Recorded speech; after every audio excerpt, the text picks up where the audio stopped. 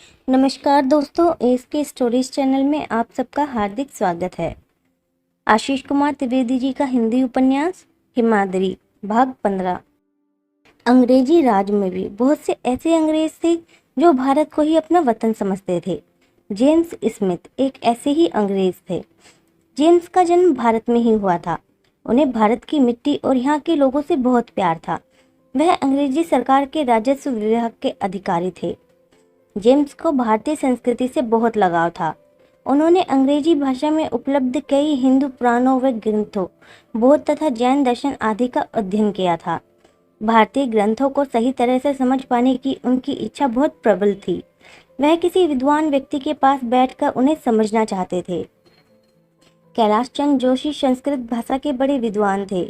उन्होंने कई ग्रंथों को पढ़कर सरल हिंदी में उनकी टीकाएं लिखी थी। जेम्स के कानों में भी उनकी कीर्ति पहुंची थी। जेम्स जोशी जी के पास पहुंचे। उन्होंने उनके साथ बैठकर कुछ ग्रंथों को सही तरह से समझने की अपनी इच्छा जताई। जोशी जी को उज्जैन में हो रहे संस्कृत भाषा के एक सेमिनार में जाना था, अतः उन्होंने जेम्स को कुछ समय बाद आने के लिए कहा। जेम्स ने कहा कि उन्हें फिर शीघ्र अवकाश नहीं मिलेगा, किंतु कोई बात नहीं, आप सेमिनार में जाइए। मैं भविष्य में जब अवसर मिलेगा आपसे संपर्क करूंगा। जेम्स जोशी जी के साथ अन्य विषयों पर चर्चा करने लगे। दोपहर के भोजन का समय हो गया था। भीतर बैठी जोशी जी की बेटी मृदनी उनकी प्रतीक्षा कर रही थी, किंतु उसके पिता और अंग्रेज मेहमान दोनों को ही जैसे समय का ध्यान नहीं था। आखिरकार मृदनी ही बैठक में पहुंच गई। पिताजी, भोजन का समय हो गया है, चलकर भोजन कर लीजिए। हाँ बिटिया, मैं तो भूल ही गया, तू भी भूखी बैठी होगी। कितनी बार कहा है कि मैं अगर काम में व्यस्त हूँ तो तू खा लिया कर, पर तू भी अपनी माँ की तरह है। अच्छा चल, मैं आता हूँ। जेम्स भी समय का ख्याल ना रखने के लिए लज्जित महसूस कर रहे थे। जोशी जी ने उनसे कहा, भोजन का समय है, आप भी हमारे साथ भोजन करें। नहीं जोशी जी, आप खाना खाइए, मैं रेस्ट हाउस में जाकर खा लूंगा, कुक ने बनाया होगा। जेम्स उठकर जाने लगे तो जोशी जी ने उन्हें रोककर पूछा, आप कितने समय तक यहाँ हैं? यही कोई 15 दिनों तक। जोशी जी कुछ पल सोचते रहे, फिर किसी निर्णय पर पहुंचकर बोले, अभी जो मुझे बुलाने आई थी वह मेरी बेटी मृदिनी है। बहुत कुशाग्र बुद्धि की है। बचपन से मैंने उससे संस्कृत भाषा पढ़ाई है। कई ग्रंथों की टीकाएं लिखते समय उसने मेरी सहायता की है। मैं समझता हूँ कि वह आपकी मदद कर सकती है, यदि आप चाहें तो। जेम्स असमंजस में पड़ गए। वह तो जोशी जी की विद्वता का बखान सुनने आए थे, लेकिन वह अपनी बेटी की सहायता लेने को कह रहे थे। मना कर वह उनकी बेटी की योग्यता का अपमान भी नहीं कर सकते थे। अतः वह बोले, जैसा आप ठीक समझे, मुझे तो कुछ बातें समझनी है। जोशी जी उज्जैन चले गए। जेम्स मृदिनी के पास कुछ ग्रंथों पर चर्चा करने के लिए आने लगे। मृदिनी की उम्र मात्र 18 साल थी, जबकि जेम्स 32 वर्ष के थे, किंतु वह मृदिनी की संस्कृत भाषा पर पकड़, ग्रंथों के बारे में उसका ज्ञान और सांसारिक बातों की समझ से बहुत प्रभावित थे। अक्सर कई बातों पर उनकी चर्चा होती थी। वह अक्सर ही उसके तर्कों के आगे निरुत्तर हो जाते थे। मृदिनी न सिर्फ विदुषी थी बल्कि बेहद खूबसूरत भी थी। जेम्स उसकी बुद्धिमत्ता के साथ साथ उसकी खूबसूरती पर भी आकर्षित थे। धीरे धीरे यह आकर्षण प्रेम में बदलने लगा, लेकिन वह मृदिनी के मन की बात नहीं समझ पा रहे थे। मृदिनी भी दिन पर दिन जेम्स की तरफ खिंचती जा रही थी। हालांकि वह अपने मन को बहुत समझाती थी कि जो वह चाहती है वह समाज को स्वीकार नहीं होगा। जेम्स विदेशी है, दूसरे धर्म का है। पिताजी भी इस बेमेल रिश्ते के लिए कभी राजी नहीं होंगे, किंतु अपने मन में उठ रहे विचारों को वह अपने ही तर्कों से काट देती थी। वह अपने आप को ही समझाती कि भले ही जेम्स के माता पिता बाहर से यहाँ आए थे, किंतु वह तो भारत में ही पैदा हुए हैं। उनकी बातचीत व्यवहार से उसने सदा ही महसूस किया है कि जेम्स का लगाव इस देश और यहाँ की संस्कृति से बहुत अधिक है। वह कई भारतीय परंपराओं से परिचित है और बहुत कुछ जानने को भी इच्छुक रहते हैं। रहा दूसरे धर्म का सवाल, तो वह ईसाई होते हुए भी हिंदू धर्म ग्रंथों के बारे में जानते हैं। उतना तो शायद कोई हिंदू भी नहीं जानते होंगे। अपने मन को ऐसे ही तर्क देकर वह जेम्स की तरफ खिंचती जा रही थी। जेम्स के जाने के केवल 2 ही दिन शेष थे। अब तक दोनों ने ही एक दूसरे के लिए अपने प्रेम का इजहार नहीं किया था, किंतु दोनों ही अब एक दूसरे के मन को समझने लगे थे। जेम्स फिर भी अपने मन की बात कहना चाहते थे, लेकिन सीधे तौर पर कह नहीं पा रहे थे। उन्होंने दूसरी तरह से बात आगे बढ़ाई। मृदनी, तुमने दुष्यंत और शकुंतला की प्रेम कहानी पढ़ी है? मृदनी उनका इशारा समझ गई। इतने दिनों तक धर्म व दर्शन पर चर्चा करने वाले जेम्स आज उनसे प्रेम कहानी के विषय में पूछ रहे थे। हाँ, बिल्कुल पढ़ी है। दुष्यंत और शकुंतला ने एक दूसरे से गंधर्व रीति से विवाह किया था, मतलब बिना किसी बड़े की अनुमति के, परंपराओं के निर्वहन के बिना एक पुरुष और स्त्री रिश्ते में बंध गए।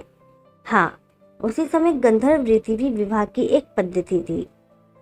किंतु क्या आज की परिस्थिति में एक लड़का और लड़की ऐसा कर सकते हैं?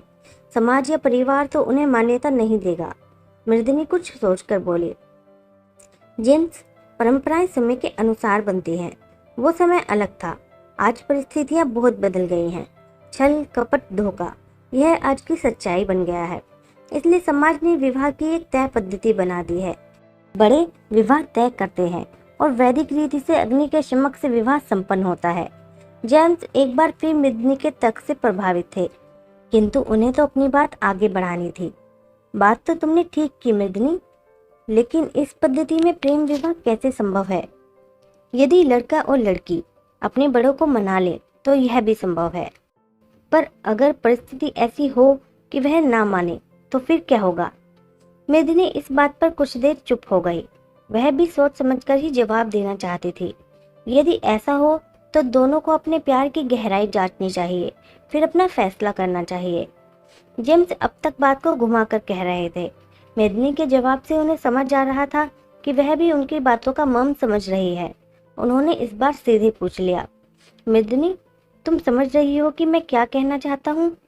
तुम्हारे पिताजी अगर हमारे रिश्ते के लिए ना माने तो तुम्हारा फैसला क्या होगा? ऐसा होने पर हम दोनों अपना फैसला ले लेंगे।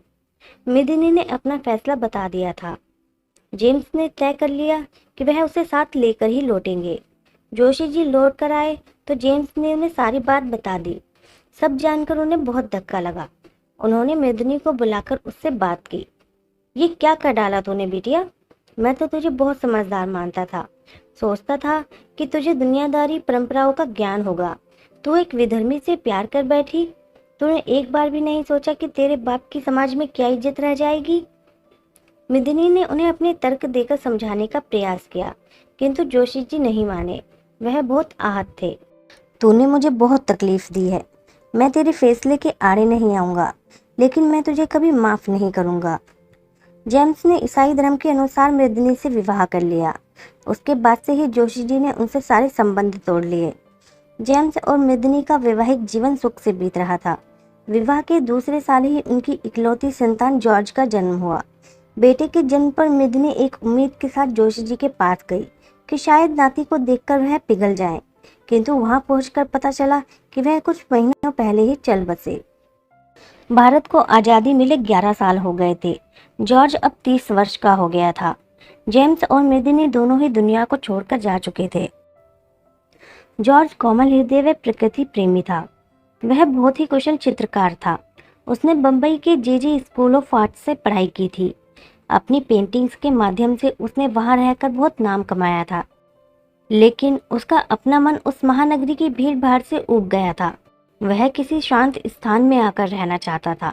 जेम्स ने हिमपुरी के जंगलों का एक बड़ा हिस्सा खरीद लिया था। वहां से वह अपने टिम्बर का व्यापार करते थे। उनकी मृत्यु के बाद उनकी सारी संपत्ति जॉर्ज को मिल गई थी। जब वह हिमपुरी गया तो वहां की प्राकृतिक सौंदर्य और शांत वातावरण के जादू में खो गया। उसने मन बना लिया कि वह यहीं अपना बाकी का जीवन बिताएगा। जॉर्ज ने जंगल का एक हिस्सा अपना बंगला बनवाने के लिए साफ करवा लिया। बम्बई से अपने एक आर्किटेक्ट दोस्त फरजान कॉन्ट्रैक्टर को बुलाकर बंगले का नक्शा तैयार करवाया। जॉर्ज चाहता था कि उसका बंगला हर तरफ से खुला हुआ और बड़ा होना चाहिए। फरजान ने उसकी ज़रूरतों को ध्यान में रखकर बंगले का बहुत सुंदर डिज़ाइन तैयार किया। जॉर्ज ने बंगला बनवाने में दिल खोल कर खर्च किया। जब बंगला बनकर तैयार हुआ तो वह बहुत भव्य था। प्रकृति की गोद में बना यह बंगला जॉर्ज को बहुत प्यारा था। बंगला बनवाते समय जॉर्ज ने कुछ पेड़ नहीं कटवाए थे। यह पेड़ बंगले की चार दीवारी के भीतर आ गए। इनमें मौलशरी का पेड़ भी था। यह पेड़ जॉर्ज को बहुत पसंद था। अक्सर वह यहाँ सुंदर पेंटिंग्स बनाता था। कई सालों तक बम्बई जैसे शहर की आपाधापी में रहने के बाद हिमपुरी की शांति उसे बहुत सुकून देती थी। जॉर्ज की शादी इलियाना नाम की एक पियानो वादक से हुई थी, लेकिन यह शादी लंबे समय तक नहीं चल पाई। 2 साल के तल्ख रिश्ते के बाद दोनों अलग हो गए। उसके बाद जॉर्ज ने दोबारा किसी से रिश्ता जोड़ने का प्रयास नहीं किया। करीब 25 साल हिमपुरी में बिताने के बाद 1984 में जॉर्ज ने यह बंगला अपने कजिन स्टुअर्ट स्मिथ को बेचकर फ्रांस चला गया। आगे की कहानी अगले भाग में।